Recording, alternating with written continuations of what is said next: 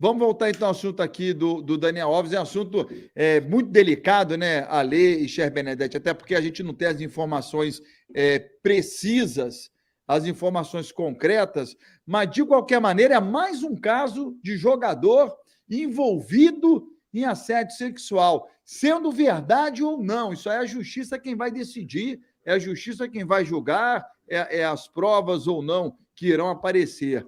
Mas, de qualquer maneira, é mais um caso que envolve jogador brasileiro e isso acaba manchando, né, a imagem do atleta, né, Ale? É bom, só um detalhe, é bom que se diga, tá, gente? Para ficar claro aqui, o Daniel Alves saiu do México para prestar depoimento em Barcelona, de novo, eu repito aqui, por livre, espontânea vontade. Não é que ele chegou em Barcelona para passear e foi preso. Nada disso. Ele foi lá para prestar depoimento. Ele poderia não ir prestar depoimento. Ele poderia, por exemplo, vir para o Brasil e daqui não sai mais. Mas ele foi a Barcelona prestar depoimento. E aí foi detido após prestar esse depoimento. Ô, Baran, você pode dar mais detalhes desse caso para o chefe Benedetti, que está por fora? Eu estou por dentro. Está por dentro? No dia 30 de dezembro, o Daniel Alves estava em uma boate com amigos. E no dia 2 de janeiro, 3 dias depois, uma moça, primeiro ela falou na boate e no dia 2 ela juizou, dizendo que ela tinha sido assediada sexualmente pelo Daniel Alves. Daniel Alves teria colocado a mão por dentro da calça ou do vestido dela. Abaixo da saia dela. Da saia dela.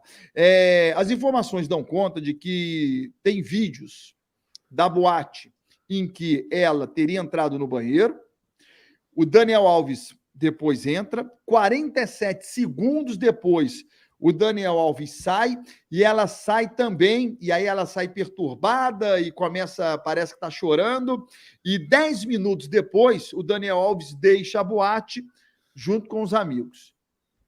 Eu não vi o vídeo, tá, gente? As informações dizem que esse é o relato do vídeo, como é que se fala? Cronologia dos fatos. Estou aqui para te ajudar, garoto. Obrigado, querido.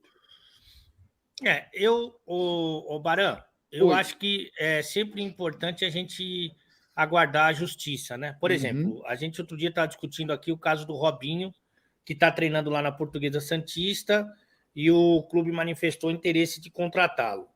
Esse é um caso diferente, né? O Robinho já foi condenado em todas as instâncias. Então, esse a gente pode afirmar que cometeu um crime, cometeu um erro gravíssimo e precisa pagar por ele.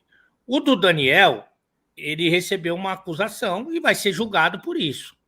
Eu acho muito precoce você já sentenciar. Olha, ele é culpado, ele é inocente. Então, eu prefiro aguardar a justiça e assim que ela se pronunciar, assim que a gente tiver realmente uma definição desse caso, aí sim a gente pode falar com propriedade. Porque já teve casos, eu citei o Robinho, que a acusação era verdadeira e ele precisa ser condenado e pagar pelo crime que cometeu. E já teve casos, como o caso da Nájila com o Neymar, que era uma armação que a mulher estava mentindo. Então, ele foi condenado pela opinião pública antes de sair aquele vídeo lá. Eu tenho muito medo disso. Já estão me xingando que eu estou passando pano. Eu citei um caso em que a acusação era verdadeira e um caso que a acusação era falsa. E eu prefiro esperar. Esse é meu posicionamento. O Daniel Alves, burro... O Dudu também, né? Vai lembrar que o Dudu teve que sair do Brasil no melhor momento da sua carreira por causa de uma acusação que foi comprovadamente falsa. Gente, Daniel Alves, burro, ele não parece ser. Burro, ele não parece ser. Ele seria muito burro / idiota ir para um país, prestar depoimento se de fato ele tivesse cometido crime. Ele seria muito burro, seria o cara mais burro da história, né? Ele cometeu um crime, porra, ele vai lá no país prestar depoimento. Então, eu estou me prendendo muito nisso aí. Se ele tivesse cometido crime, tal crime, né? Porra, você acha que ele... Eu fico pensando muito nisso. Ele iria para Barcelona... Assim, né, Barão? Não é só assim, porque assim, aí, se o cara não vai, ele tá se julgando culpado, ele mesmo tá se Não, falando, eu sou culpado.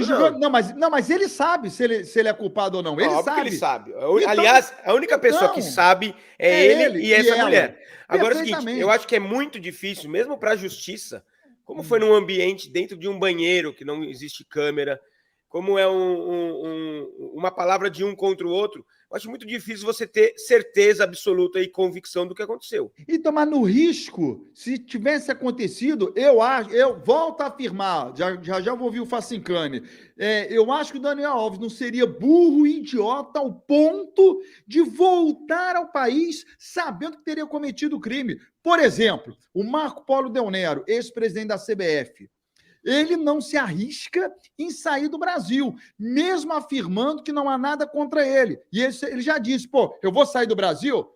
Mesmo ele já está procurado pela Interpol, não está? Não. Ele não está naquela lista lá? Não, Barão, eu não acho que o fato dele ter ido para a Espanha é que ele é inocente. Eu não acho. Não dá para determinar isso. Se ele é inocente ou não é a justiça, mas... sei, eu não disse que ele é inocente. Eu disse que eu acho que ele seria muito burro e idiota de ir prestar depoimento por livre e espontânea vontade sobre o risco de ser preso, se ele tivesse feito alguma coisa. Mas ele ia ter que prestar em algum momento, Barão. Tem gente que pensa ao contrário, eu sou culpado, mas eu vou mostrar que sou inocente, indo lá e falando, não, tô aqui à disposição e tal. Assumindo o risco, eu acho que... eu não acho nem que ele é inocente, nem que ele é culpado, não tenho a menor ideia do que aconteceu. Nem eu. Eu não estou dizendo que ele é inocente, nem que ele é culpado. Nem eu.